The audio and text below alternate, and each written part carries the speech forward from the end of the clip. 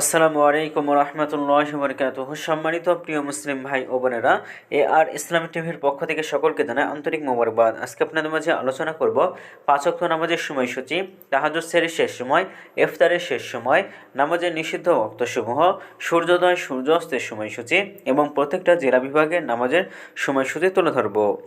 আজকে বৃহস্পতিবার 23শে জানুয়ারি 2025 ইংরেজি, 9 মাঘ 1431 বাংলা, 22শে রজব 1446 হিজরি।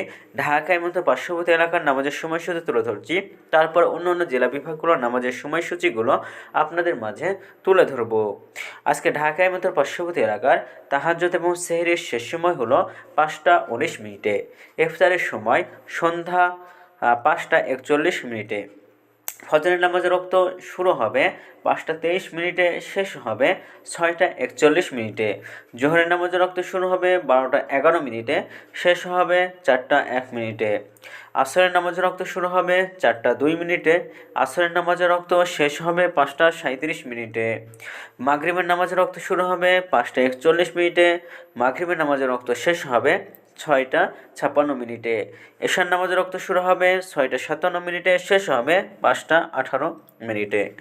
নামাজের নিষিদ্ধ ওয়াক্তসমূহ হলো 3টা: সকালে 6টা 42 থেকে 6টা 57 পর্যন্ত, দুপুরে 12টা 5 থেকে 12টা 10 পর্যন্ত এবং সন্ধ্যায় 5টা 22 থেকে 5টা 37 পর্যন্ত।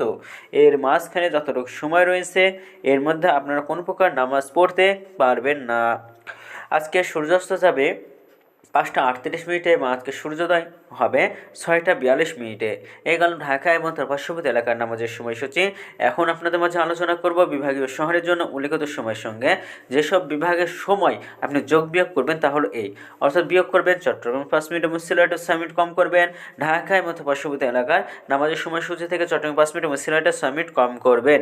যোগ করবেন খুলনাতে 3 মিনিট, রাজশাহীতে 7 minute, Rangpur 8 minute, Barisal 1 minute বেশি করবেন ঢাকা এবং তার পার্শ্ববর্তী এলাকার নামাজের সময়সূচি থেকে। তো আজকের ভিডিওটি পর্যন্তই ছিল, আর এই সূত্রটা আমরা নিয়েছি ইসলামিক ফাউন্ডেশন থেকে। ভিডিওটি ভালো লাগলে অবশ্যই চ্যানেলটি সাবস্ক্রাইব করে পাশে থাকবেন। ধন্যবাদ সকলকে। আসসালামু আলাইকুম ওয়া রাহমাতুল্লাহ।